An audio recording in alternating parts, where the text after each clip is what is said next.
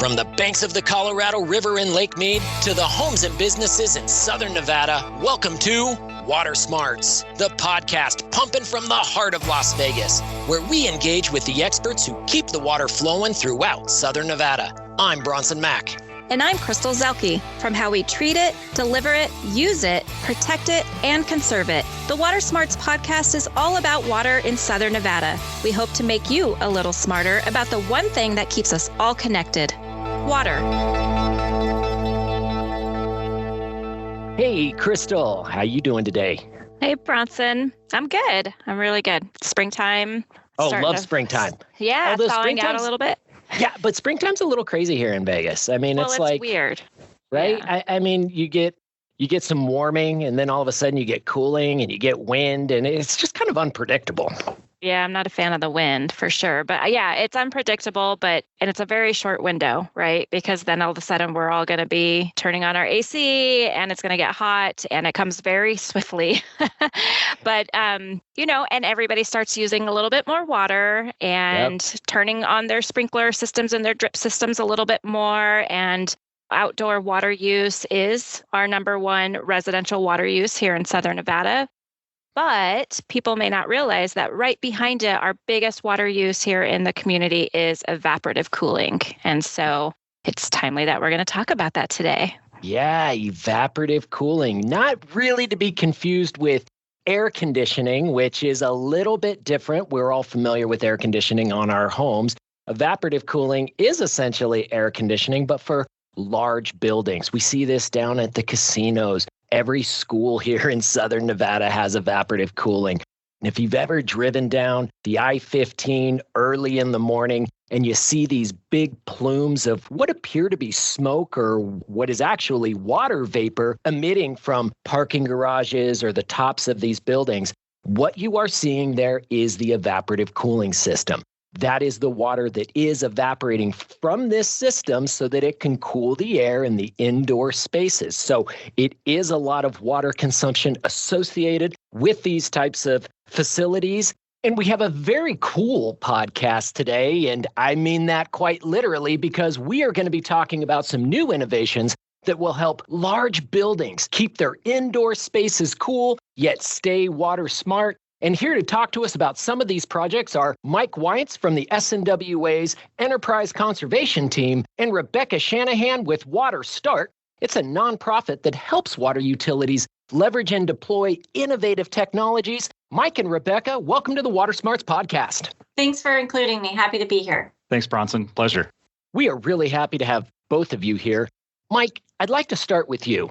Most of our listeners have a good understanding that outdoor irrigation is our number one largest water use here in Southern Nevada, and most of that is attributed to that water-thirsty grass that we still see all over the valley, although a little bit less now with all of the conservation activities that have been taking place, and the Water Authority's incentives that have been provided to property owners to replace that grass with drip-irrigated trees and plants.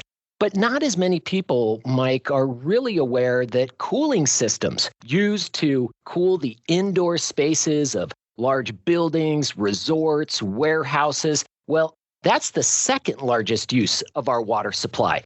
So can you just help our listeners understand a little bit more about these systems and why are they even used?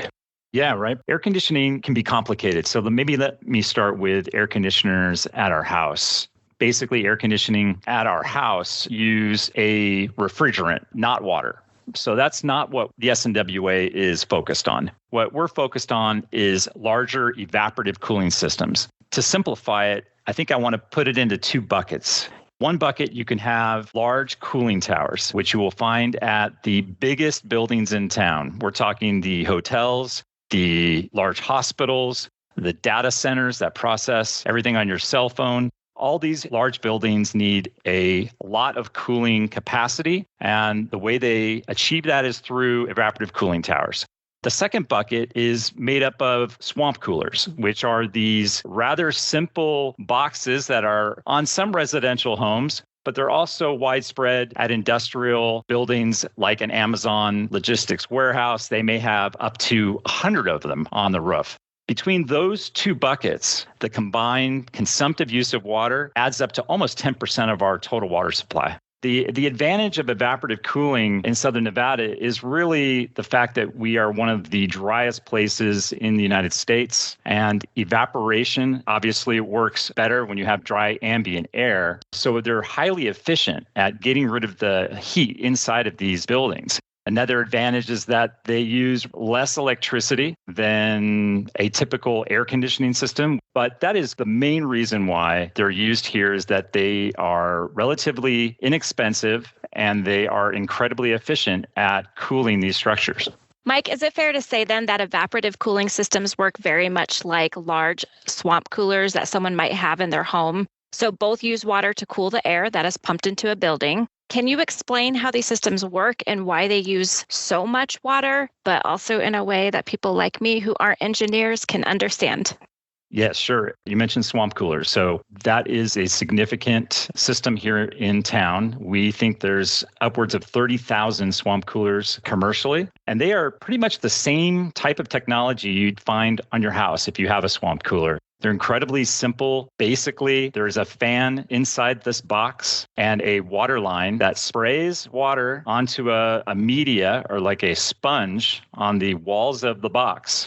And the fan draws in ambient outside air and pushes it inside your house. Or in the case of an industrial building, you'll have multiple units and they'll be blowing this relatively humid air, by the way, into the structure. So you really can't get more simple than that. The drawback is that it can only cool the air so much because it is just pulling the air through the saturated pad and into the building. The way the water cools down, some of it evaporates and is lost from our system forever. And that's one of the reasons why we're so concerned about evaporative cooling and why we're addressing it. The other type of evaporative cooling system is a chilled water system. And it's a complicated thing to explain. I'll try to keep it as simple as I can, but you'll see these in very large structures like a hotel casino. And simplistically, they chill down water and they push that chilled water throughout the casino to all the rooms. If it's a hospital, throughout the hospital. That cold water goes to what's called an air handling unit. And the warm air from inside the building blows over these relatively cold coils, and there's a heat exchange that happens. The water then becomes a little warmer and goes back to the central plant. And before it goes back to the refrigeration unit, it makes a stop at the cooling tower. These cooling towers are responsible for consuming up to 10 million gallons of water each. They vary in size, and they're an integral part of the cooling system of these buildings. But unfortunately, you add the water loss from all of these systems, and again, it can use up to 10% of our total water supply.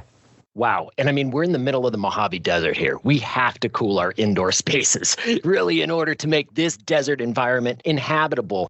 And Mike, you just indicated a couple of things here. One is that there are some advantages to evaporative cooling from the standpoint that they don't consume a lot of energy, and they're very efficient at being able to actually cool the indoor spaces. But there's also this disadvantage in that it requires water to cool those spaces, to cool that air before it gets returned back into the building. So that's where we get water consumption or water loss as a result of these cooling systems. Is that about correct? Yes, that's exactly right. For a while now, large companies have been focused on reducing their environmental footprint, finding ways to cut their electrical use, bring down their carbon emissions and reduce water consumption. But it's crucial to understand that while water is currently cheaper than electricity, unlike electricity, we can't simply generate more water. I think everyone knows that Las Vegas relies on our water from the Colorado River, and during shortages, we're mandated to use even less. Can we ask for additional water from our neighbors or even try to buy some of that water? Probably not, given that all the other states sharing the river are facing similar constraints. So, while electricity is more expensive than some of the alternatives, at the end of the day, we have a finite amount of water. That's a really good point. And we actually all experience evaporative cooling. If you've ever taken a bath, taken a shower, gotten out of the swimming pool, and you suddenly get that chill because the water is evaporating off of you, right? That is cooling the immediate space around you. That is inherently evaporative cooling, right? Yeah, it's the same effect. Because we have such dry air here in Las Vegas, you're going to feel that chill a little more acutely than you would, say, in Florida, where the ambient air has a lot more humidity in it. And that's why evaporation in cooling systems works well here is mainly because the dry air allows for the most efficient evaporation to occur in these cooling towers. Now, is that the only way to cool a building? No, but it is the most cost effective at the moment. But the trade-off is water loss from the system. But there are other alternatives. And just to help our listeners understand, these systems can be quite large. Depending upon the size of the building, these cooling towers can be the size of a 15-foot U-Haul truck or half the size of a semi-trailer container. Mike, how is the community addressing the large amounts of water these systems are using? Because let's face it, we live in a desert, we need air conditioning. At the same time, we want to protect our precious water supply, like you just talked about. So what is being done? Because evaporative cooling is using so much of our water supply, in 2021, the SNWA Board of Directors passed a moratorium that prohibits the use of Colorado River water in cooling systems. First of all, the moratorium does not apply to single-family homes. And secondly, the moratorium only affects new construction. So what are those new projects going to do if they are unable to use evaporative cooling? Well, there are a host of potential alternatives. And also starting from scratch with a blank canvas makes it much easier to incorporate some of these technologies. Just to be clear, the goal of the moratorium is not to inhibit commercial development, but rather to reduce the water footprint of these new properties, especially when there are alternatives available. Well, so as a water-saving measure, helping to ensure that new development in the Las Vegas Valley is as water-efficient as possible, there is currently a moratorium. There are no new evaporative cooling systems that are going to be installed. There are other alternatives like you just referenced there, Mike. And when you are building a project from the ground up, as opposed to retrofitting something, well, then you actually get to incorporate this different cooling technology right at the beginning. So it makes it a whole lot easier from an engineering and constructability standpoint to be able to do that from the ground up. And cost, Bronson, much cheaper to do it upfront than to retrofit it. So that brings us to our next question, which is really about, okay, so there's the moratorium for anything new that's coming on board in the near future. But what about existing properties? What can we do to help businesses replace those existing systems that are using a fairly large amount of water? Mike, can you tell us about what some of those options are for businesses and resorts to keep their properties cool without using evaporative cooling? What are those alternatives? Well, first, let me say it's not one size fits all for every property out there. What works well for one property may not be ideal for another due to differences in design, layout, cooling demands, and space limitations. But there are several options worth considering that I can touch on just real briefly. There are all-dry cooling systems called air-cooled chillers.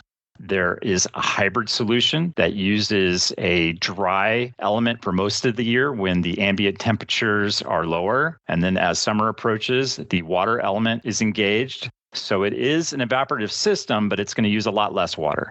Hybrids can also be a crutch, between the old and the new. So we're hoping that more properties take a look at that as a solution.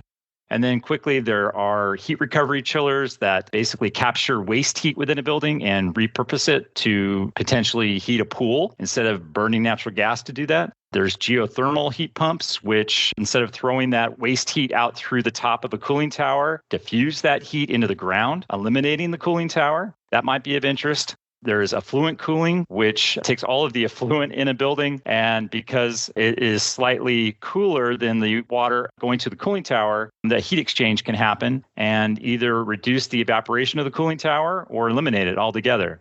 And then lastly, I'd like to mention a technology called ice storage or chilled water storage, which is essentially just a tank where the chiller can chill down the water during the night when NV energy prices are less. Hold that water as chilled water or ice in the tank overnight, and then utilize that chilled water or ice during the heat of the day and avoid using electrical power from the grid when prices are at their peak.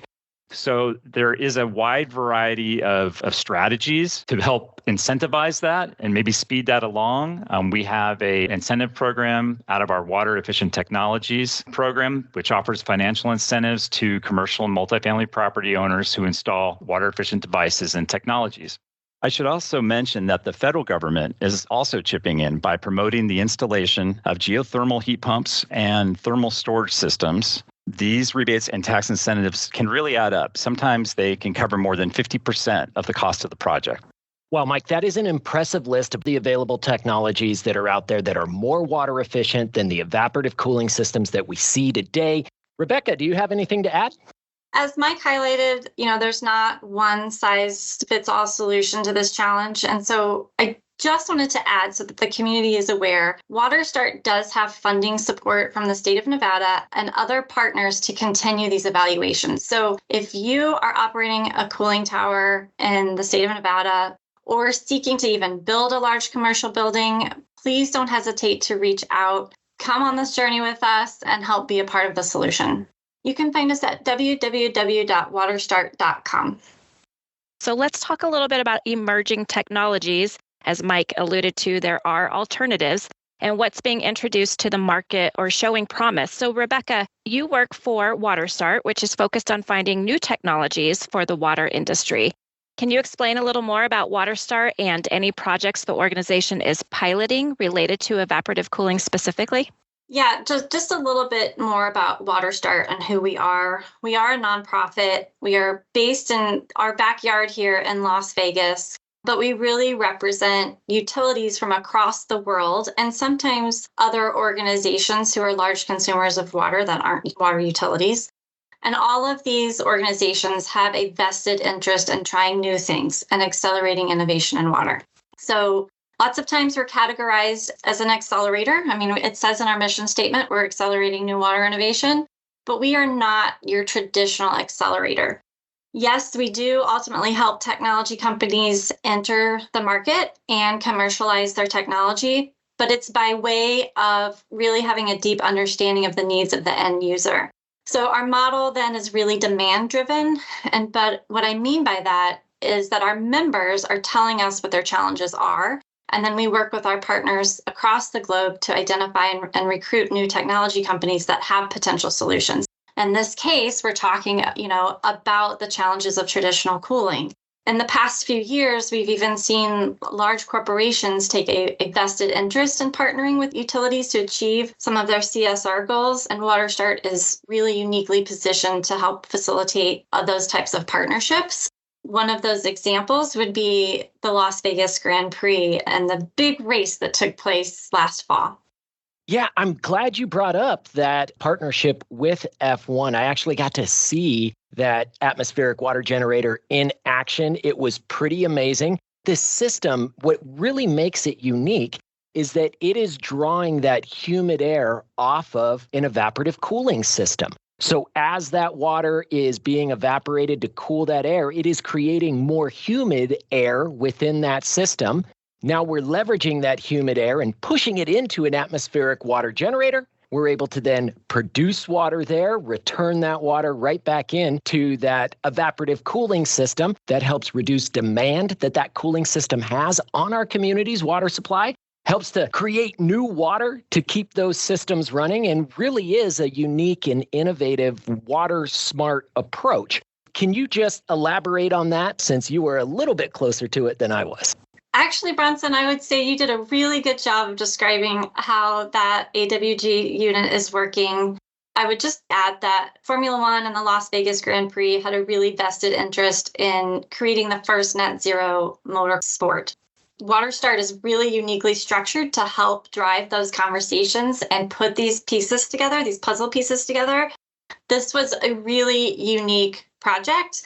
I think probably the first of its kind. And it is just one way of looking at alternatives to traditional cooling.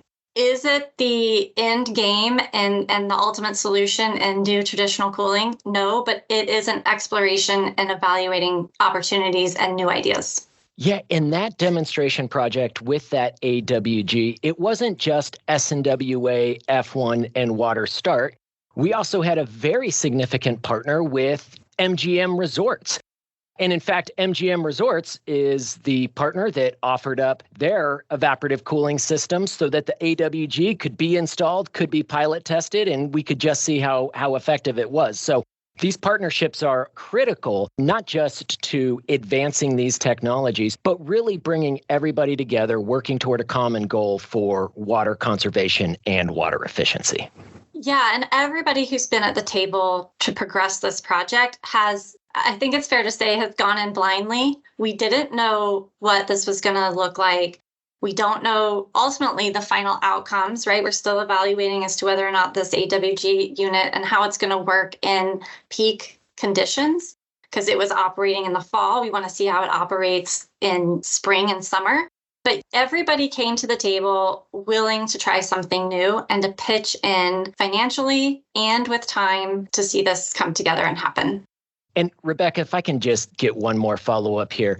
We've been partnering with WaterStart for a number of years, and you had talked a little bit about really starting with the challenges or the problems that need a solution and how WaterStart plays a role in helping bridge between the utility or agency that's having that challenge and finding that innovative solution to meet that challenge. Can you just help our listeners understand? Just give us a couple of the other technologies that have come to bear through this partnership for really the betterment of our water system, water delivery, and our customers. One other pretty innovative project, again, that we've partnered with you guys on, as well as coming to the table, is also the Bonneville Environmental Foundation and Google. We're all working together to evaluate alternatives to traditional ultraviolet disinfection in groundwater. In traditional UV treatment, there is potential for mercury contamination. This is a technology called AquaSense, and it's used to treat and protect drinking water quality in groundwater wells. So if this technology is proven out, it will have extremely positive implications in groundwater disinfection in Southern Nevada and beyond. Well, it's amazing to hear all of the investment and effort, collaboration and partnership that is going into really helping to make sure that not only can we keep our indoor spaces cool and inhabitable, especially in those summer months, but also do so with either a much smaller water footprint or using no water at all. This is going to help all of us to further protect our water resources for our community. Rebecca and Mike, thank you so much for joining us here on the Water Smarts podcast and sharing all of this information about all the hard work you're doing to help keep Southern Nevada water smart. Thanks, Bronson and Crystal. Thank you, Bronson and Crystal, for including me. Bronson, I have to admit, I just learned a lot more about air conditioning, cooling than I've ever thought about in my life. I gotta agree with you. I mean, we all know air conditioning because we just go and adjust the thermostat, right? You knock it down a little bit to make it cooler, turn it up a little bit to make it warmer, but there are a lot of variations of different technologies that can be used to cool indoor spaces. I mean, this has evolved since back in the day when it was just a block of ice sitting in front of an oscillating fan. And now we're at a point where we as a community need to make sure that to cool our indoor spaces, we're doing so using less water. We've got the policies in place to prevent any more evaporative cooling systems from being installed and further using our water supply. And we've got the incentive programs to encourage existing property owners with evaporative cooling systems to make that switch, upgrade that system to something that is much more water efficient. And we also heard there's a lot of help there to do that between the Southern Nevada Water Authority and even WaterStart. So if you are looking at making some upgrades to your system, give us a call, visit our websites. We want to talk to you. We want to help you. We want to make sure that your transition is as easy as possible so you can continue to stay water smart. Well, that's it for this episode here on the Water Smarts podcast. We hope you subscribe and listen next time. And if you like this show, give us a rating, give us a review. It helps us reach more of your neighbors here in Southern Nevada. And if you want more information about conservation, water quality, new technologies, and all the things to make you water smart, you can find those tips, videos, and other resources on our website at snwa.com. That's snwa.com. Thanks for listening, and we'll see you here next time on Water Smarts.